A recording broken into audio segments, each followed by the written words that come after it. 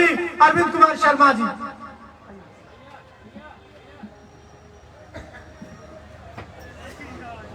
छठ पूजा के पावन अवसर पर उपस्थित तमाम भाइयों बहनों माताओं,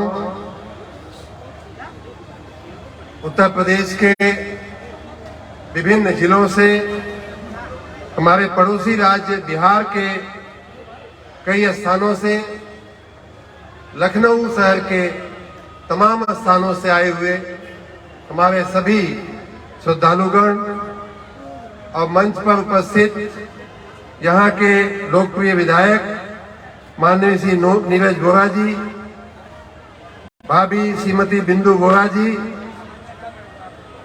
नगर की प्रथम नागरिक और यहाँ की महापौर माननीय संजुक्ता भाटिया जी, यहाँ के इस भोजपुरी आयोजन समिति के अध्यक्ष माननीय अशोक वर्मा जी, राकेश पांडे हमारे मंडल अध्यक्ष, प्रदीप शुक्ला जी जो हमारे पार्षद हैं और उपाध्यक्ष भी हैं एग्जीक्यूटिव कमेटी के, कुमकुम राजपूत जी जो हमारे साथ कई कार्यक्रमों में यहाँ रह चुकी हैं, शैलेंद्र शर्मा जी जो इस कार्यक्रम का संचालन कर रहे हैं, और यहाँ उपस्थित हमारे भारतीय जनता पार्टी के तमाम कार्यकर्तागण, नगर निगम के तमाम पार्षद और पदाधिकारीगण, हमारे नगर निगम के तमाम कर्मचारी और अधिकारीगण, नगर के सभी संभ्रांत और वरिष्ठ भाइयों बहनों माताओं,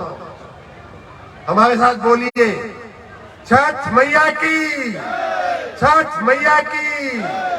भाई माताएं बहनें तो उपवास कर रही हैं 3 दिन से, भाई लोग क्यों न मेहराए हुए हैं? ये समझ में नहीं आ रहा है आप लोगों की आवाज क्यों नहीं निकल रही है।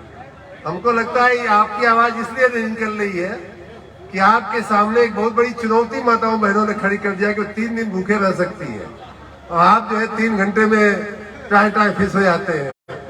तो इस अवसर पे मैं खास करके माताओं बहनों को विशेष रूप से बधाई और शुभकामना देता हूँ। बहुत ही संयम, बहुत ही निष्ठा का ये त्योहार है और इसे निभाने के लिए, इसे मनाने के लिए बहुत ही आत्मबल की आवश्यकता होती है।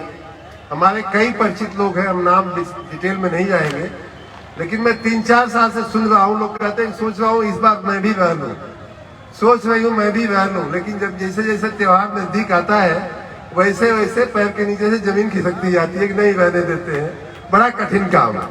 तो इस कठिन काम को करने के लिए तमाम माताओं बहनों को मैं बहुत बहुत बधाई देता हूँ। खास करके पूर्वांचल के लोग यहाँ ज्यादा इन समिति के नमूने बा, पूर्वांचल भोजपुरी छठ पूजा समिति, तो स्वाभाविक रूप से पूर्वांचल के लोग यहाँ ज्यादा उपस्थित हो, ज्यादा हाजिरी है। जहाँ यहाँ गीत भी भोजपुरी में होत बा, यहाँ भाषण भी हम देखा चलिए कि अनाउंसमेंट भी भोजपुरी में होत बा, तो वो तमाम माई बहन लोगन के हमार बहुत बहुत चरण स्पर्श करके विनम्र प्रणाम। ये छठ का त्योहार आपके लिए खूब फले फूले, खूब आपके जैसे माननीय वोरा जी को जिस प्रकार वो नाना बने हैं, आपके भी परिवार में सुख समृद्धि और संतति का विकास हो, ऐसी मेरी प्रार्थना है। आप सबके छठ के अवसर पर बहुत बहुत बधाई, बहुत बहुत शुभकामना देती हूँ।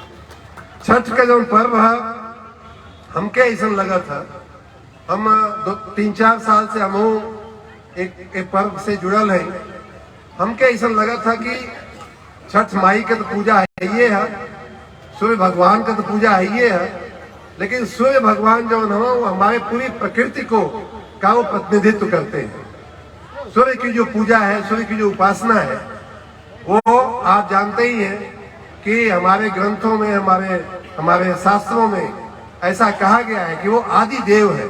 सूर्य को आदि देव माना जाता है। सूर्य को हमारी परंपरा में, सनातन परंपरा में, एक तो उन्हें सनातन माना गया है कि हमेशा दिखने वाले, हमेशा चलने वाले। तो अगर सनातन की कोई कल्पना करता है, सनातन की कोई व्याख्या करता है भाइयों बहनों, तो उसमें सबसे पहला जो ख्याल आता, पहले सबसे जो चित्र आता है वो प्रत्यक्ष जो देव है प्रकृति के। बाकी बहुत सी चीजें जो है वो अप्रत्यक्ष है, लेकिन सूर्य भगवान हमारे प्रत्यक्ष देव है। उनको जितना भी जिसने भी नमन किया उसको सफलता मिली है। माननीय वोरा जी की तरह ही आपको अगर याद हो तो रामायण में भी ऐसा कहा गया है, रामचरितमानस से लेकर के वाल्मीकि रामायण में आदित्य हृदय स्तोत्र की वाल्मीकि रामायण में वहां उसको डाला गया है, रचना उसकी की गई है। और ऐसा उसको कहा जाता है कि राम रावण के युद्ध के समय जब भगवान स्वयं थोड़े थक गए थे, निराश हो रहे थे कि क्या किया जाए इसका, तब अगस्त ऋषि ने उनको ज्ञान दिया, उनको इंडिकेशन दिया, उनको निर्देश दिया कि भगवान आप भगवान सूर्य की उपासना कीजिए, तब जाकर के इस आत्ताई की आप वध कर पाएंगे। तो वहीं पे आदित्य हृदय स्तोत्र की रचना हुई है और भगवान ने 3 बार उस आदित्य हृदय स्तोत्र को पढ़ा है और तब जाकर के रावण पर उन्होंने विजय प्राप्त किया है। तो इस प्रकार इतनी पुरातन हमारी संस्कृति में भगवान सूर्य की उपासना का स्थान है। हमारे यहाँ तक कहा गया है कि वही जो है वही इंद्र है, वही विष्णु है, वही पितामह है, वही भगवान शिव है।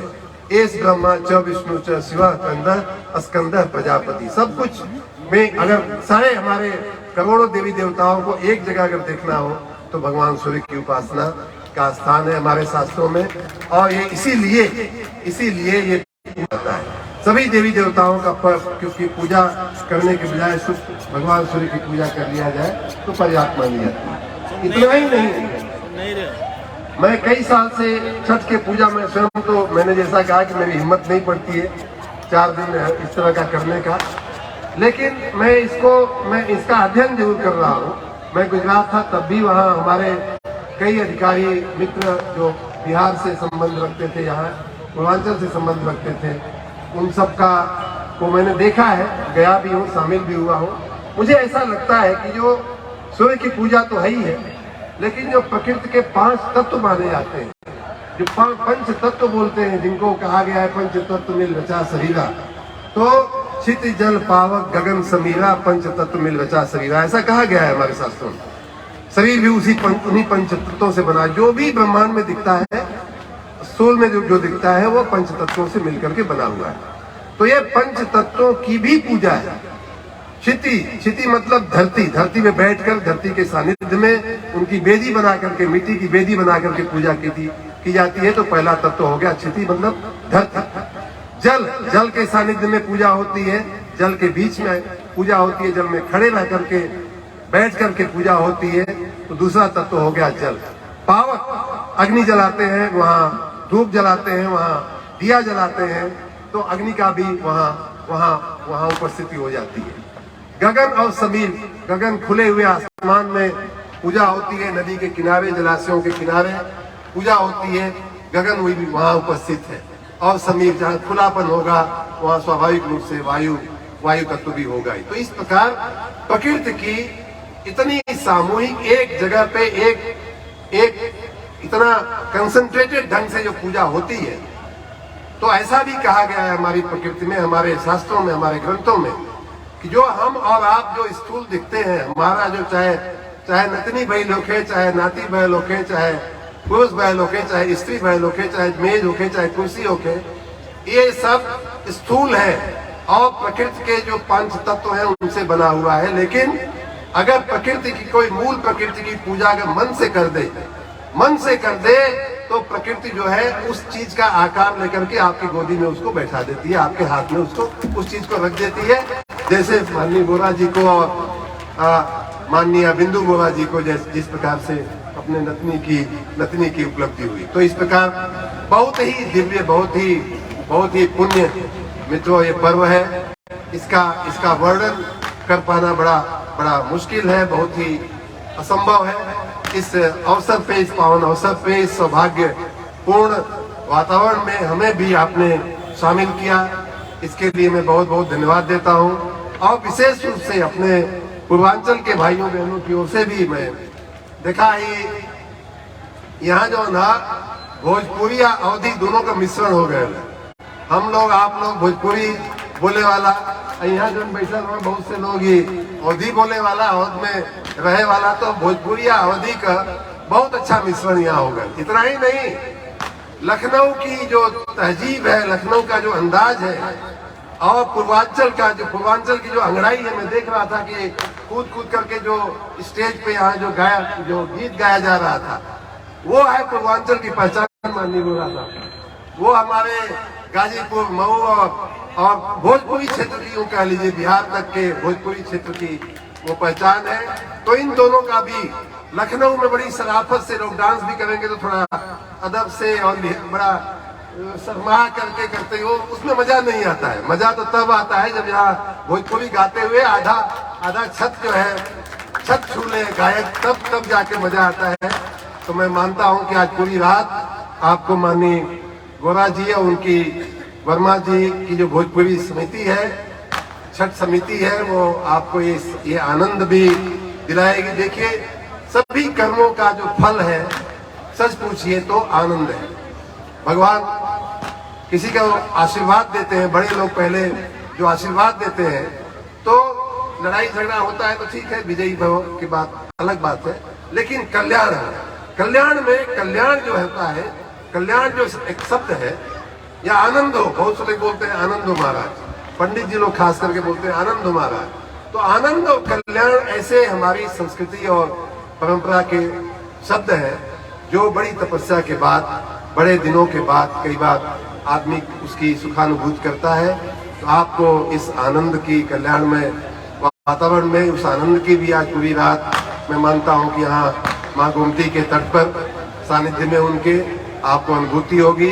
मैं आपके और उस आनंद के बीच में बहुत देर तक रुकना नहीं चाहता हूँ। आप सबको एक बार फिर से छठ माई की पूजा की खूब खूब शुभकामना, भगवान सूर्य के पूजा की खूब खूब शुभकामना, और दोनों जने के आशीर्वाद से, दोनों देवों के आशीर्वाद से आपके घर में खूब आप लोग फूले फले, खूब सुख समृद्धि आवे, ऐसी मैं प्रार्थना करता हूँ। हमारे साथ अंत में एक बार फिर से बोलेंगे, छठ मैया की, छठ मैया की, भगवान सूर्य की।